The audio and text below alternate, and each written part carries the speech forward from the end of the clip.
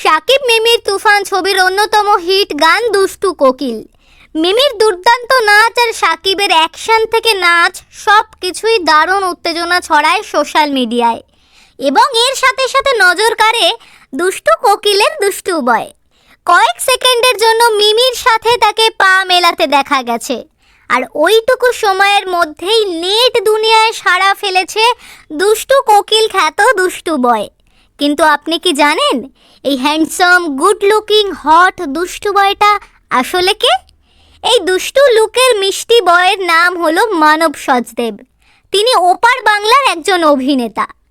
তুফানে অভিনয় নিয়ে মানব বলেন, হঠাৎ করেই ফোন আসে আর আমাকে বলা হলো, মানব তুমি কোথায়, এখনই আসতে পারবে?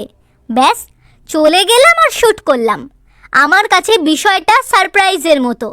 এরপর থেকেই দর্শক মহলে দুষ্টু কোকিল বয় হিসেবে ভালোই পরিচিতি পাচ্ছেন তিনি।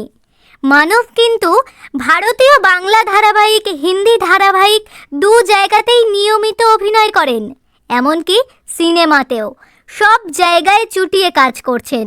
সাহেবের চিঠি, রিশতোঁ কা মাঞ্ঝা ধারাবাহিক, শাহজাহান রি এজেন্সি সিনেমাতেও তিনি অভিনয় করেছেন।